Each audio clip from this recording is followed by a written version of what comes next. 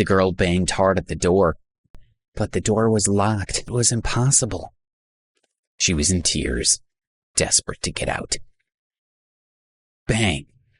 Suddenly the door broke open. "Are you okay?" Alex asked her as he rushed in.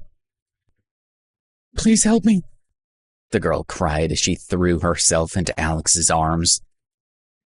He noticed Philip standing behind him. Suddenly, a group of police officers rushed in. "Mr. Ambrose, you're here too. Are you okay?" It was Sam Woodsworth who had brought the police.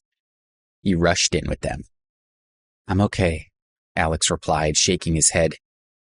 Sam was relieved. "Officer, this man is Philip Guller. You must arrest him right now," Sam said to the police. The police handcuffed Philip. "Wow," said Sam in shock when he saw what Alex had done to him. The other officer led Philip out. "Shall I go with you?" Alex asked. "No, Mr. Ambrose. I'm sure you're busy. I'll go with them," Sam said with a reassuring smile. Then he left with the police. "Are you okay?" Alex asked the girl as he sat down next to her. "Yes, I'm all right," she sobbed. She had calmed down a little, but with Alex's kindness, she started crying again. She threw herself into his arms and hugged him, whimpering, "I'm sorry, but if it wasn't for you, thank you for everything. Thank you." Alex was suddenly hugged by a beautiful woman who was 2 or 3 years younger than him. She seemed very upset, so he hugged her back. After crying in his arms for half an hour, the girl finally calmed down. As she slowly let go of him, he could feel that his chest was wet with her tears. "I'm sorry," she said timidly. Her eyes were red from crying. "It's okay. You've left a free map on my t-shirt. Look, this is America." Alex pointed to the imprint on his chest that was wet from her tears. She was amused, and she smiled. "I hope that you can get over this okay," Alex said. He was turned about her. She looked so young and vulnerable. "Well, I'll try my best to forget what happened today," the girl replied with a nod. She looked at Alex and suddenly felt uneasy. She asked in a whisper, "What's your name?" "My name is Alex," he replied with a smile. "Alex, Alex," she murmured twice under her breath. Her red eyes fixated on his as she said, "My name's Lindsey Marvel." "Lindsey Marvel," he repeated with a smile. "Your surname is quite rare. It's a lovely name." "Thank you." Lindsey felt a little happier. She asked, "Can you help me pack up my things?" "Why, are you moving out?" Alex asked in surprise. "Well, I'm too afraid to live here now. I'm going to find somewhere else to rent." She knew that she wouldn't be able to get the thought of Philip out of her head as long as she stayed in the apartment. "Okay, of course. I'll help you clean up." Alex nodded. He could understand why Lindsey felt too scared to live there. It made him feel very uneasy because he did own the place now, so he quickly helped her to pack her things. He helped her to check out, and they walked out of the Lawrence Heights together.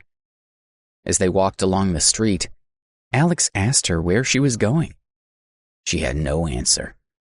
She only said that she was going to walk around the city alone, with no plan at all. He wanted to help her, but couldn't think of what to do for the best. When a cab pulled up in front of her, Lindsey said, "Okay, I have to go." "Okay, take care," he replied simply. Lindsey suddenly felt a sense of loss at the thought that she would never see him again. He looked at her in surprise, a puzzled expression on his face. To his amazement, she didn't blush or look at all embarrassed, just a little sad. "I hope that we meet again in the future," she said. Alex looked at her but didn't say anything. She nodded slightly, got into the cab, and drove away. "Maybe we'll meet again," Alex murmured and walked back to Lawrence Heights. Later that evening, Sue was walking out of an office block following another unsuccessful interview. She had been looking for a job for the past 2 days, but she hadn't been able to find anything. That day, she had gotten up early again and washed her clothes. She felt that the reason that she'd been unsuccessful in finding work might be because of the way she was dressed. She didn't have much money, and her clothes were all quite old and shabby. To give a better impression to the recruiters, she had spent some of her remaining money on a new bag and new cosmetics. She had also borrowed some smart shoes from a friend. She hadn't gotten to bed until midnight the previous night, but felt she well prepared for the interview that day. After a 3-hour wait, she finally met the interviewer.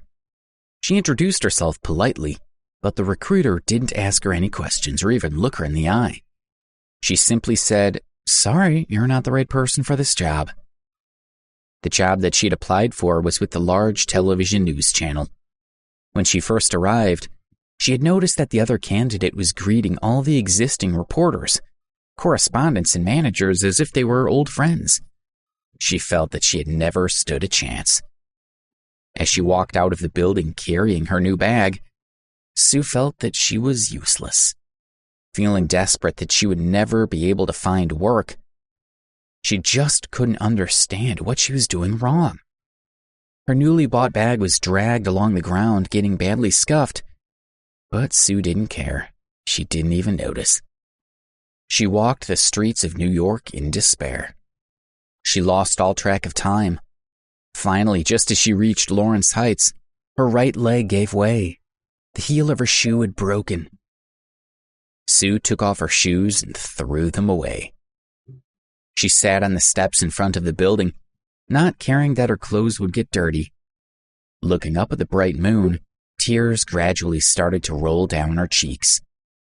Not wanting people to see her crying, she buried her face between her knees. The tears wouldn't stop flowing. She looked so sad and pathetic that everyone who saw her was sympathetic and wondered why she was crying. She was just a young lady. She shouldn't have so much grief. For half an hour, Sue sat on the steps and wept. Her voice became hoarse, and her clothes were wet. Finally, she slowly stood up and looked at Lawrence Heights behind her. She couldn't help but think of Alex. She remembered how that rich young student had helped her. If he could see the mess she was in that day, would he feel even more sympathy for her? Or would he regret having helped her? Barefoot, she made her way to the main entrance of Lawrence Heights. She went to her apartment and was about to open the door when she was approached by a young man who said, "Miss Bradley, you're back at last. Please, follow me. Our boss wants to see you." Sue raised her head in confusion, but she agreed to go with the young man. She followed him to an office on the first floor. "Please go in," the young man said, pointing to the office. When she entered, she saw Alex sitting behind a desk, and her eyes widened in surprise.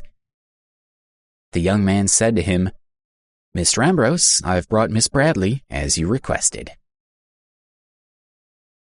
Please subscribe to the Pocket FM YouTube channel and press the bell icon for instant notification. Check out our channel for more such exciting shows.